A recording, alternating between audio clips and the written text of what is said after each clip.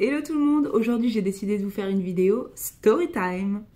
Perso, j'adore les story time, je regarde tout le temps sur YouTube, ça me fait mourir de rire de voir les trucs dans lesquels certaines personnes s'embarquent. Je me dis que clairement je pourrais vous faire quelques story time, vous hallucinerez de voir certains événements qui se sont passés dans ma vie. Enfin bref, quand j'ai réalisé ça, je me suis dit qu'il fallait à tout prix que je vous fasse une vidéo story time et je vais vous parler cette fois-ci de la fois où je me suis fait arrêter à la frontière américaine. Donc, je vous plante un peu le contexte. J'allais à Chicago, sachant que j'avais étudié en fait là-bas juste avant. J'y étais partie pour un semestre de cours, enfin un semestre, on dit semestre mais c'était de fin août à fin décembre.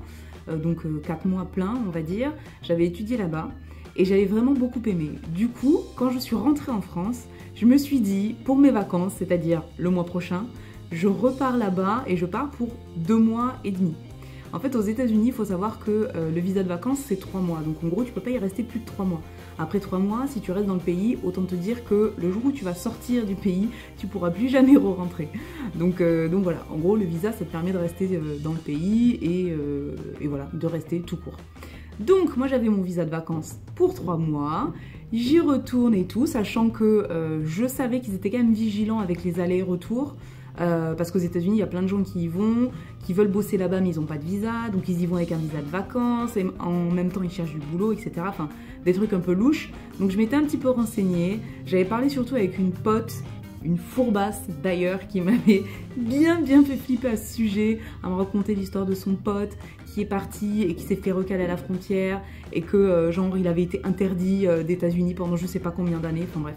Bon, autant vous dire que ça existe hein, ce genre d'histoire, parce que pour le coup, j'ai dans mes connaissances quelqu'un, le mari d'une copine en l'occurrence, qui lui aussi est banni des États-Unis pour toute sa vie, puisque ça doit être genre pour 150 ans, hein, donc voilà. Bref, donc ça a bien mis le stress, mais heureusement j'avais une pote qui était avec moi en fait aux États-Unis, donc à Chicago, pour les études aussi, et qui comptait aussi y retourner, et elle y retournait une semaine avant moi.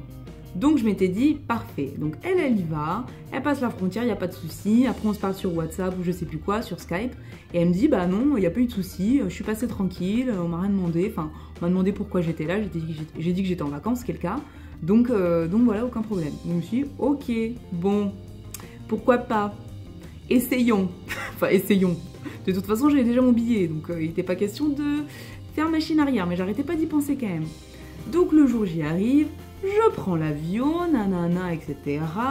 J'arrive à Chicago, à la frontière. Donc là, autant vous dire que quand j'arrive à la frontière, il y avait énormément de gens en plus. J'avais un stress, rien que d'y penser là, ça me fout le stress de ouf. Ils sont tellement ouf en fait, les mecs à la frontière, les inspecteurs là, je sais pas quoi, du gouvernement, ils sont tellement... Enfin... ils font leur boulot en fait, hein. Ils font juste leur boulot, mais ils font un peu flipper. T'as l'impression que à tout moment tu finis en prison, tu vois. Bref, donc je fais la queue comme tout le monde. J'étais du coup avec juste mon bagage à main et mon sac à main. Je fais la queue, nanana. J'arrive au comptoir. Déjà, le mec, il tire une face, laisse tomber, une tête de 6 pieds de long, quoi. On aurait dit qu'il avait envie de se tirer une balle dans la tête. Donc il commence à me poser des questions. Pourquoi vous êtes là ?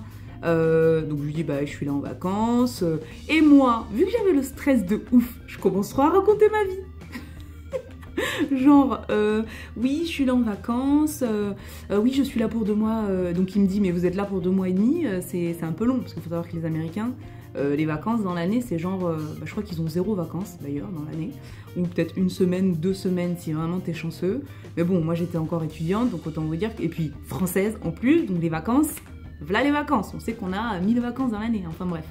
Il me dit oui, ben en France on a beaucoup de vacances, enfin, je suis encore étudiante, donc avant, je lui dis, avant de travailler, avant de chercher du boulot, je viens en vacances. Et là le mec il a dû se dire, alors elle va essayer de trouver du boulot ici, elle va pas nous la faire à l'envers, celle-là, là, cette blondasse là. Du coup il m'a dit, mettez-vous sur le côté s'il vous plaît madame. Et là, mon Dieu, le stress de ouf. Heureusement j'étais fatiguée en même temps. Donc stress plus fatigue, j'étais plutôt apaisée pour le coup, j'avais pas une tête de trop stressée, mais à l'intérieur c'était un peu... voilà quoi, hein, il y avait genre les papillons partout, mais pas les bons papillons, les papillons de frousse. Donc le méchant mec de la frontière appelle un de ses collègues, Le collègue donc vient me chercher. Alors en plus, déjà, entre-temps, du coup, il m'a mis sur le côté, donc il prend quelqu'un d'autre pour vérifier le passeport et tout. Donc moi, trop la honte, parce qu'en gros, tous les gens qu'on met de côté, t'as compris qu'il y avait baleine sous caillou, qu'ils essayaient de frauder ou je sais pas quoi. Enfin, ils sont un peu dans la merde, hein, autant vous dire. Donc moi, trop la honte. Ensuite, donc il appelle le mec. Un mec vient pour me chercher, il me dit suivez-moi. Donc je le suis, j'étais là encore avec ma petite valise et tout. Je le suis, et là il m'amène dans une pièce. Mais cette pièce, je l'appelle la pièce des Mexicains. Franchement, c'est un peu cliché, et ça fait trop genre les gros ricains qui veulent pas faire rentrer les Mexicains dans leur pays, mais c'est exactement ça. Il y avait que des Mexicos dans la pièce, genre j'étais la seule de France, je pense. C'était mais trop improbable. Là je me suis dit ok, je suis un petit peu dans la mierdasse, qu'est-ce qui va m'arriver, oh mon dieu. Alors là je commençais un peu à avoir le stress et tout et tout. Ensuite qu'est-ce qui se passe, donc un autre mec m'appelle parce qu'en fait entre temps quand même il te garde ton passeport, hein. C'est pas genre t'es tranquille avec tes papiers et tout va bien, non non non non, passeport confisqué. Donc un mec m'appelle par mon prénom, Aurora Evie, ouais, ok, c'est moi. Donc, je rentre dans son bureau. Donc là, petit bureau fermé, genre comme si j'étais, comme si j'étais chez les flics, genre interrogatoire quoi, le truc de ouf. Heureusement, mon Dieu, heureusement que je parlais quand même anglais, pas trop mal, pas du tout bilingue ou quoi, hein, mais quand même, je comprenais et je pouvais m'exprimer en anglais. Heureusement, parce que sinon, si tu sais pas parler anglais, je peux te dire que t'es un petit peu en galère. Hein. Bref, donc le mec commence à me parler. En gros, il était en train de remplir un rapport, le gars. Il était en train de remplir un rapport sur son petit ordinateur et tout. Tout ce que je disais, il écrivait. Alors, fallait pas dire de conneries ou quoi. Donc, il me pose les mêmes questions. Pourquoi êtes-vous là? Donc, je lui dis, bah, je suis là pour les vacances. Il me dit, oui, mais 2 mois et demi, c'est un peu beaucoup pour des vacances. Moi, je peux pas marquer ça dans mon rapport. Ok, donc vous pouvez peut-être écrire du coup que... Alors moi j'essaie de trouver un truc, mais en vrai j'étais là pour les vacances, je comptais rester à Chicago pendant 2 mois et demi, point. Donc je lui dis, bah, vous pouvez écrire du coup que si mes parents m'envoient de l'argent, j'irai peut-être visiter, je sais plus ce que j'ai dit comme ville qui était à côté, New York ou peu importe. Un truc improbable, genre mes parents qui m'envoient de l'argent pour que j'aille en vacances. Blague, mes parents m'envoient de l'argent pour que je fasse mes courses ou trucs comme ça. Mes parents m'ont pas envoyé de l'argent pour que je parte tranquille aux Bahamas quoi. Enfin bref, donc c'est passé, il remplit ça, etc. Après il commence à me poser plein de questions sur ma vie, genre combien vous avez d'argent sur votre compte. Donc ça c'est une question normale qu'on peut te poser à la frontière, donc pas de souci. Donc là je donne un montant approximatif, hein. Approximatif mais plus haut que le montant que j'avais vraiment sur mon compte, mais bon voilà, pour le coup ils n'avaient pas trop moyen de vérifier. Ensuite il me demande oui, que font vos parents dans la vie, que fait votre père, que fait votre mère, combien vous avez de frères et sœurs. Alors là en gros il te demande ça pour savoir si tu as une attache en France, c'est-à-dire si tu prévois de rentrer dans ton pays ou si tu prévois de rester, parce qu'en gros si t'as plus de parents, que t'as pas de frères et sœurs, bah il peut se dire, bah voilà, la meuf elle a aucune raison de rentrer chez elle quoi. Donc bon, heureusement j'ai plein de sœurs, j'ai un frère, donc nickel, je dis ce que font mes parents.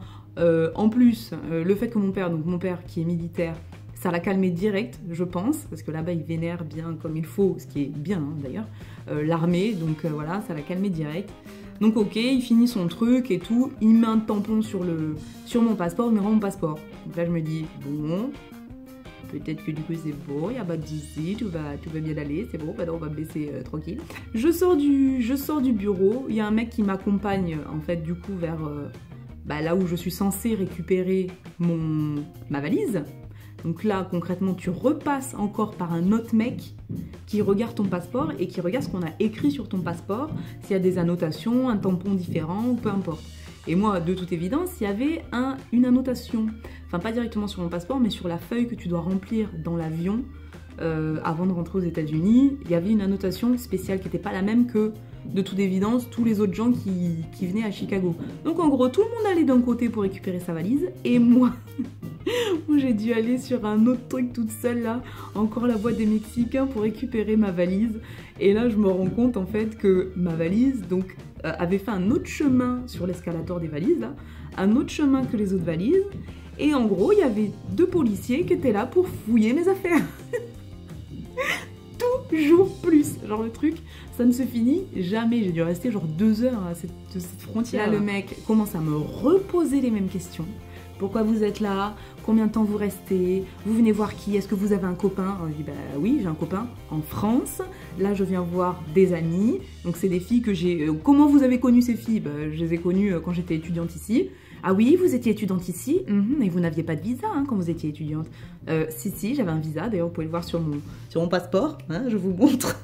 Donc, heureusement, encore une fois que je parlais quand même anglais, parce que sinon, laisse tomber. Le mec il essayait trop en fait de me tendre des pièges, de me dire des trucs, genre il me dit... ah, vous allez voir, moi j'avais dit que j'allais voir des amis, donc filles, 3 filles avec qui j'étais en coloc quand j'étais à Chicago. Donc là le mec il dit, ah oui, vous allez voir un garçon, c'est ça, un sous-entendu, en fait en relation avec un mec ici, tu prévois peut-être te marier, de rester là pour toujours, etc. Le mec, chiant. Bref, donc au final je répète encore les mêmes trucs et tout ça. Bah parce que de toute façon c'était la vérité, donc voilà, je lui montre bien, machin, j'avais un visa, machin, pour les études, maintenant je viens pour les vacances, je viens voir des copines, point. Il me dit, ok, restez là mademoiselle, hop, il ouvre ma valise, il commence à fouiller toute ma valise, mais genre de fond en comble, les poches, les machins, tous les trucs, tout, partout. Il ouvre mon sac de sous-vêtements, il commence à regarder, donc là je lui dis, c'est mes sous-vêtements là, s'il te plaît. Donc du coup il s'arrête, genre un peu gêné, il s'arrête, il fait genre, il regarde dans une autre poche, et en fait du coup il a fermé la valise, il a vu qu'il n'y avait rien. Donc là encore une fois, c'est pareil. Vous les gars, si vous voulez partir aux États-Unis ou je sais pas où, dans quel pays, avec un visa de vacances, mais que vous prévoyez de travailler ou de chercher un boulot, ce qui est interdit quand même de chercher un boulot pendant que tu es en vacances avec un visa de vacances, et que donc vous avez des CV dans votre valise, autant vous dire que c'est mort. C'est-à-dire que là, s'il avait trouvé un CV, il m'aurait pris avec ma valise, il m'aurait dit tu vas dans le prochain avion et tu retournes chez toi et t'es interdit aux États-Unis pendant 200 ans. Bref, heureusement ça s'est pas passé, il a rien trouvé, enfin il n'y avait pas de baleine sous caillou, j'étais là en vacances. Donc voilà, il me rend ma valise et là il m'amène vers la porte de sortie en gros et il me dit, le fourbe, il me dit bienvenue aux États-Unis. Bref, morale de l'histoire, et j'ai eu la frousse de toute ma frousse.